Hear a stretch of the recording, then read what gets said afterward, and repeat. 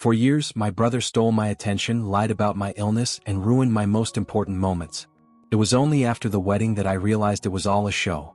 My name is Lauren, I'm 28, and this spring I married Jamie, the man I had once only imagined in fleeting daydreams, the kind of partner who sees you fully, holds your hand through storms, and somehow makes the future feel safe. It should have been the happiest chapter of my life, the beginning of something pure and real, but even as I stood in my wedding dress with a bouquet in my hands and love in my chest, there was a quiet ache that I couldn't ignore. No one from my family, neither my parents nor my brother Nick, had been invited.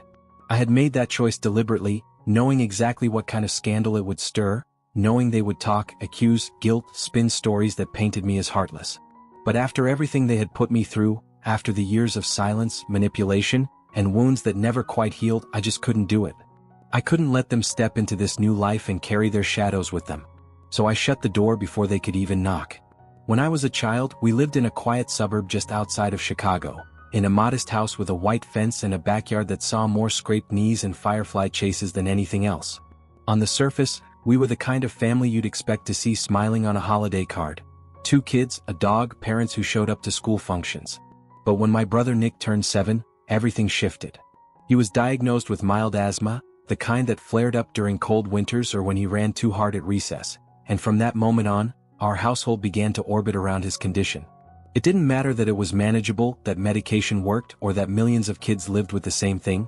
My parents reacted as if the world had tilted on its axis, and suddenly, every decision, every plan, every ounce of energy was funneled toward protecting him. And I, just a few years older, started to fade quietly into the background. Every important moment of mine seemed to vanish, swallowed whole by the next one of Nick's so-called attacks, whether they were real or just exaggerated by my parents' endless anxiety. I still remember my piano recital when I was 12, how I had practiced for weeks, pouring every bit of nervous excitement into that one performance. I wore a new dress, curled my hair, and kept glancing at the back of the auditorium, waiting for my parents to walk in. But they never did. Later they told me they couldn't come because Nick wasn't feeling well again, because he needed to rest, because the risk was just too great. I understood, at least I tried to. But later that night, my grandmother called me, not knowing what I'd been told, and mentioned casually that Nick had been in great spirits and spent the entire evening playing video games in the living room. That was the moment something cracked quietly inside me. Not just disappointment, but the slow realization that in our house, my milestones were optional, and his comfort was sacred. On my 16th birthday, a day I had been quietly hoping would feel different, maybe even special for once, my grandparents came early to help decorate, bringing balloons and snacks and trying to make the living room look festive. A few of my friends had already arrived, laughing and hovering near the music, and for a brief moment, it felt like maybe this time things would go right. But then, right before the cake was supposed to be brought out, my parents suddenly announced that they had to leave. Nick wasn't feeling well again, they said, and without another word, they took the cake and rushed him to the hospital. I stood there, stunned, surrounded by confused guests and streamers that suddenly felt like a joke.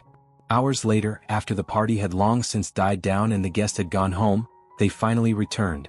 My mom explained, almost casually, that it had just been a mild allergy flare-up, nothing serious. Nick had eaten the cake in the hospital while watching TV.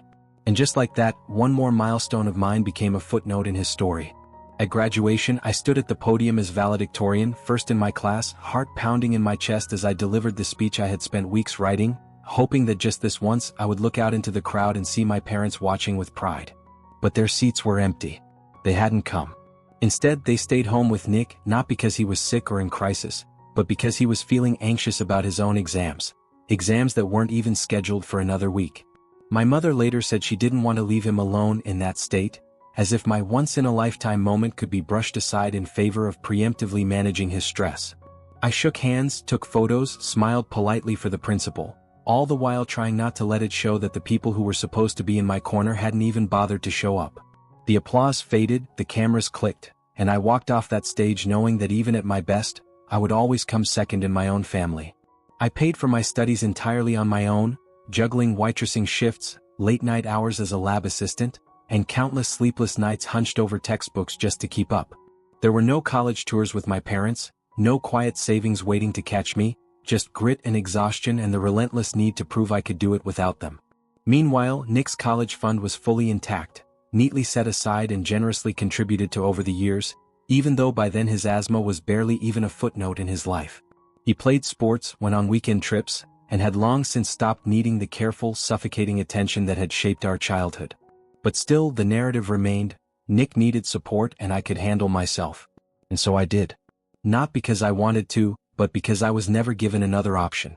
When I finally earned my master's degree in chemical engineering, a milestone that represented years of sacrifice, pressure, and pure determination, my parents once again promised they would be there to watch me walk across the stage. For a brief moment, I let myself believe that maybe this time they would choose me. But on the morning of the ceremony, I received a short message from my mother saying they couldn't make it because Nick had a migraine and needed rest. I sat in my cap and gown, holding that message in my hand, trying to push back the familiar sting of disappointment that had followed me through every major event in my life. And then, just to twist the knife a little deeper, that same evening Nick posted a photo on Instagram, grinning, surrounded by friends, holding a drink in one hand at a house party, looking anything but sick. I stared at the screen, numb, as the truth settled once again: I had never been a priority. Not even when I had earned everything they claimed to value. Everything began to shift the day I met Jamie's family, and for the first time in my life I felt what it was like to be seen.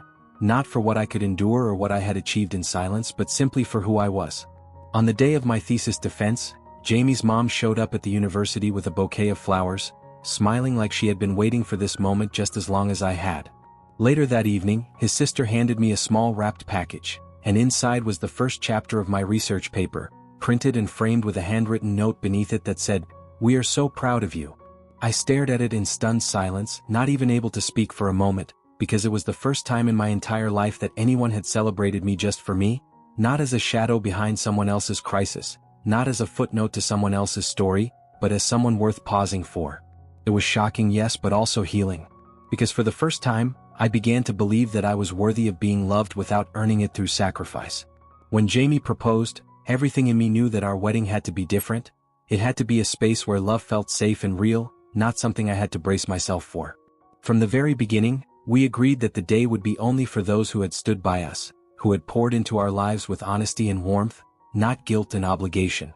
That decision meant not inviting my parents or Nick, and while I knew it would spark backlash, I also knew I couldn't risk having another deeply personal moment derailed by a sudden crisis that conveniently surfaced whenever the attention wasn't on them. I couldn't afford to spend my wedding day glancing over my shoulder, waiting for a text message to pull the rug out from under me. This time, I wanted to walk down the aisle without fear, without the ache of being forgotten, and with only the people who had truly shown up when it mattered. The wedding was everything I had never dared to dream of. Fabulous in a way that wasn't about glamour or spectacle, but about the kind of love that wraps around you like warmth after a long winter. Jamie's family embraced me not just as their son's bride, but as someone they had already come to love in her own right. His father, with a quiet strength and kind eyes, walked me down the aisle when I had no one else to turn to for that moment, and his mother gently zipped up my dress with hands that trembled with emotion, whispering how proud she was. Every detail, every glance, every laugh felt real and deserved, and for the first time in my entire life, I felt like the main character, not overshadowed, not forgotten, not quietly enduring on the sidelines. I stood at the center of it all, not apologizing for being there, but belonging completely. When one of my relatives posted a photo from the wedding on social media, a simple, joyful image of Jamie and me laughing under the lights, it didn't take long for hell to break loose.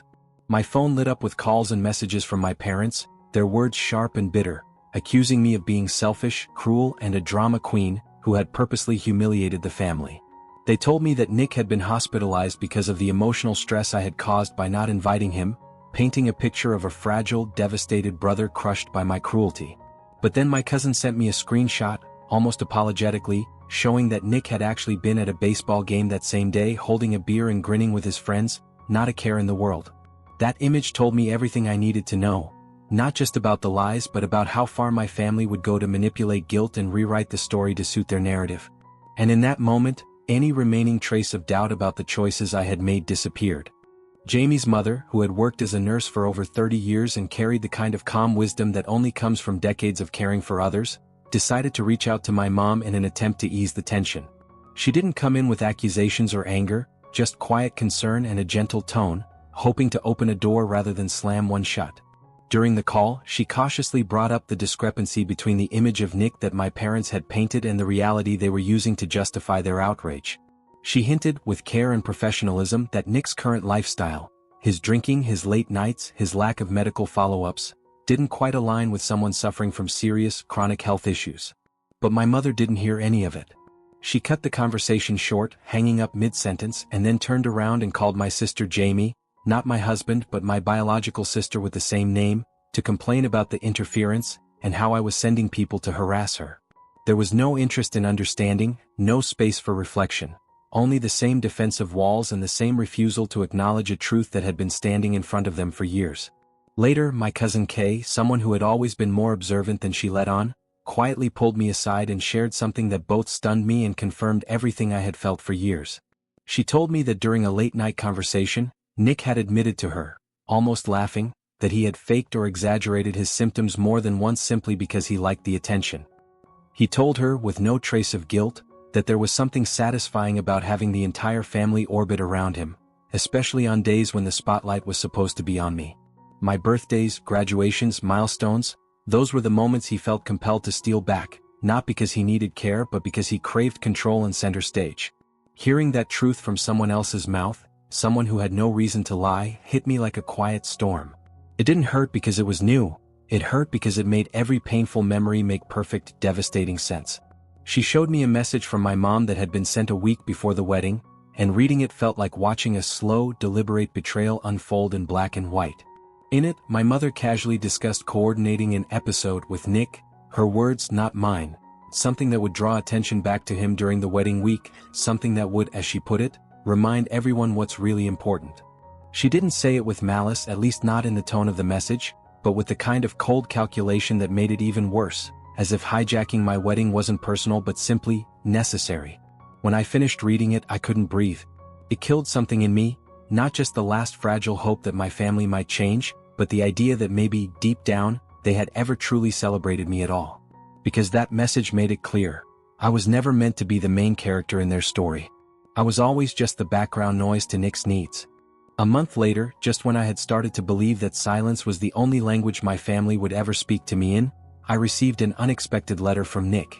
It was handwritten, the pages creased and the ink slightly smudged, and from the moment I started reading I could tell it was different.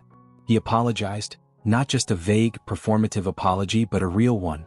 He admitted to being manipulative, to faking symptoms, to feeding off the attention our parents always gave him at my expense. And then he wrote something that stayed with me long after I folded the letter back up. He said our parents had broken us both, just in different ways. That while they coddled him into dependency, they made me invisible, responsible for carrying myself without ever asking for help. He told me he had started therapy, that he was trying to find a job, to build something of his own, away from their influence. I don't know what our future will look like, if we'll ever be close, or if forgiveness is something I can offer in full. But for the first time I felt something lift off my chest. For the first time, I truly understood that none of this had ever been my fault.